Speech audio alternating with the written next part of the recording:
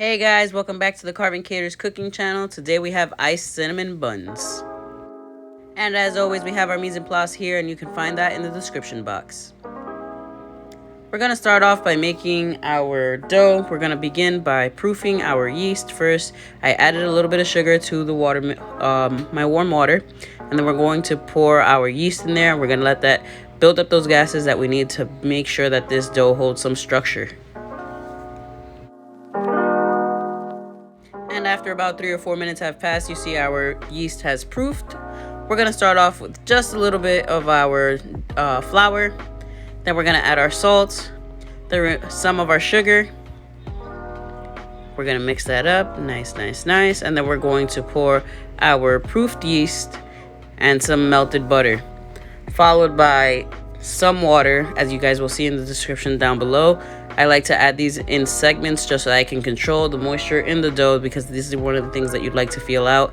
We just want to make sure that we do have our seasoning parts, I guess you can say, such as the melted butter and the yeast, of course. So here we are. I'm adding the water, making sure I mix that all in. The dough is going to be super loose right now. When I finish adding the rest of the flour, you can see that a dough begins to form as I begin to knead it further. What you guys are looking for is for the dough to be moist but not tacky. You want to be able to, tap your fingers to it and have it release cleanly and not stick to it completely. You also don't want it too dry where your hands is just sliding right off. That's not it.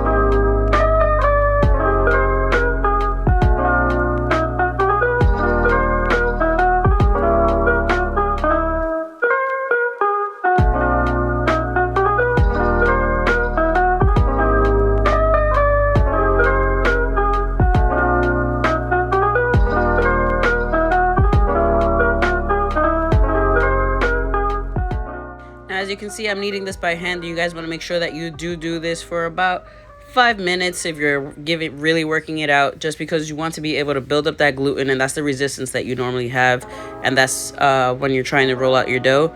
That's what gives you structure in your breads, your pizza making, and all that stuff.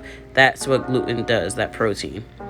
All right, so as you can see, I'm just rolling it around, giving it a nice slap just to see how much it's sticking. Still sticking to the table, but not by too much. And once we're done, I'm going to take the wrappers from the butter that I had previously, grease my bowl, and just pop that right back in. If you guys didn't save that paper, no worries. All you can do is Pam spray, or you can use a little bit of oil just to line the bottom. What that Pam spray does is it allows your dough to release much easier than it would if it didn't, because it does get a little sticky once it proofs.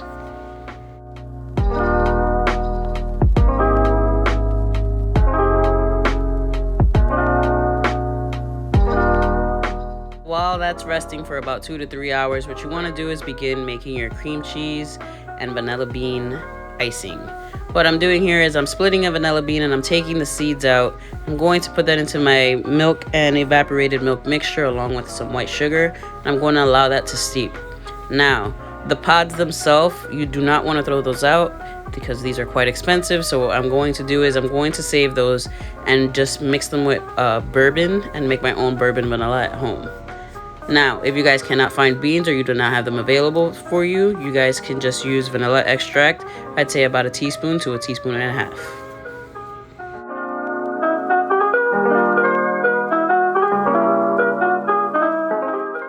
Now, once your milk and vanilla bean mixture has steeped and your sugar has dissolved, as you can see right here, I'm going to pour that into my cream cheese, and then I'm going to whip it up.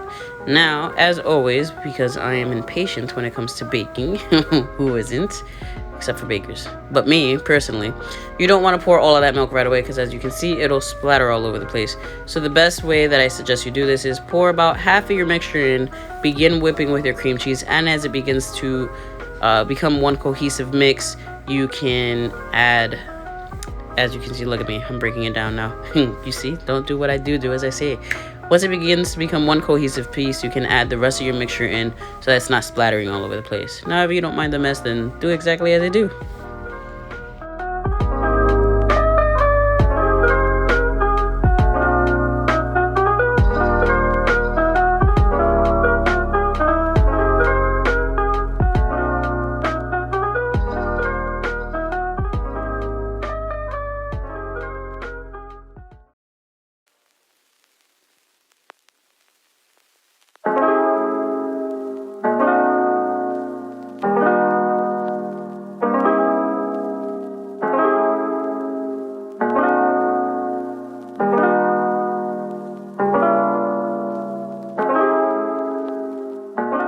Begin to taste, I want to make it slightly sweeter, and I also wanted to use this confectioner sugar just to thicken it up slightly. I'm going to add that, and as always, if you guys have seen any of my previous videos, you guys know that I like adding lemon zest to my icings just because I believe it brightens it up and it gives it just a nicer floral taste, you can say. Not really floral, but you get what I'm saying. Citrusy taste, that's what I meant to say, that's right. So I'm going to finish whipping that up together, and then I'm just going to put it in a quart container for easy pouring later and allow that to meld and, you know, sing together and dance so that all of it can taste just as good.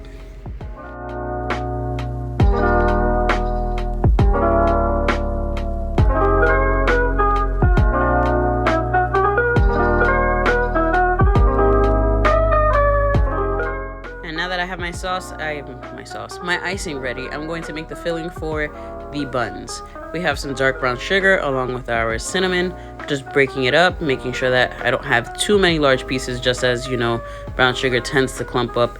If yours did get hard, you could just take a moist towel, put it over it, pop it in the microwave for about 20 seconds, and it should loosen up real easy.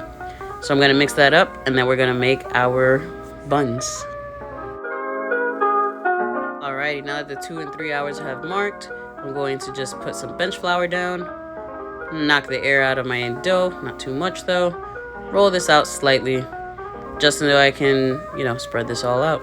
Depending on what you want to do, if you want to make it perfect, but then by all means try to make a rectangle or a square depending on how many you want to make. Me, I'm not, one, I don't have the bench space for it. Two, I'm not going to take it that serious. You know, in the past in culinary school, you got to take out your little ruler and do all that stuff, but it's okay, this is homemade. So we're just going to spread it out, get a little lopsided rectangle going over here, allegedly. We're going to take our softened butter and just spread it around. And then we're going to top it off with our cinnamon brown sugar mix.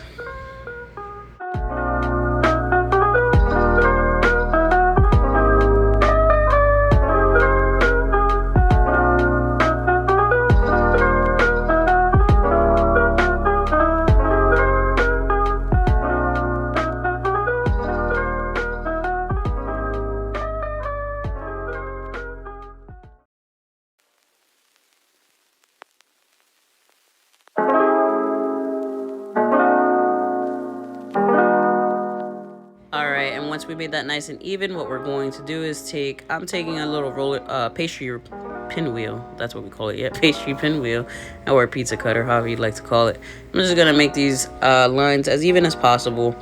Again, we're cooking at home. This doesn't need to be as perfect, but you won't still want uniform cuts here. You don't want one to be too big, otherwise people get jealous. And those little pieces on the edge, I am going to save those because I'm going to make mini ones as well. So we want to start rolling it up. We want them nice and tight. Don't get crazy. You want them nice and uniform. There we go. And we're just going to roll them down. Roll each band into a pinwheel.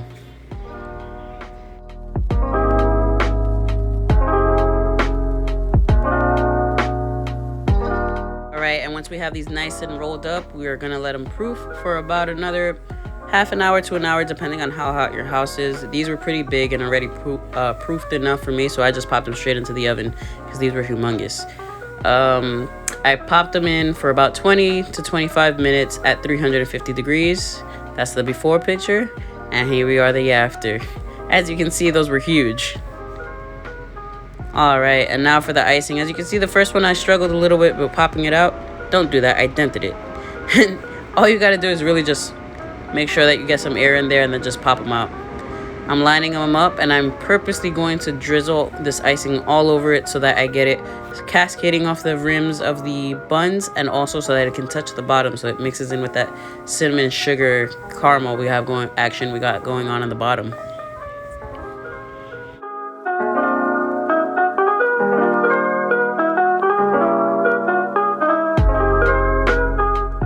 Now, there are cleaner ways to ice your buns.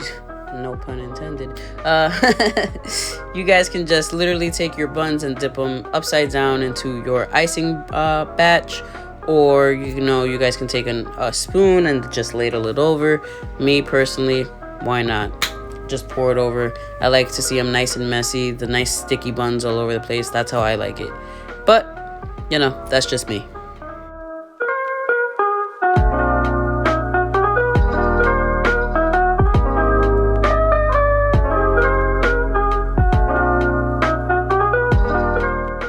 There you have it. Now, I hope you guys enjoyed this video, and if you did, don't forget to hit like and subscribe. If you guys have any questions, concerns, or compliments, you can drop a comment down below or interact and see more on my Instagram.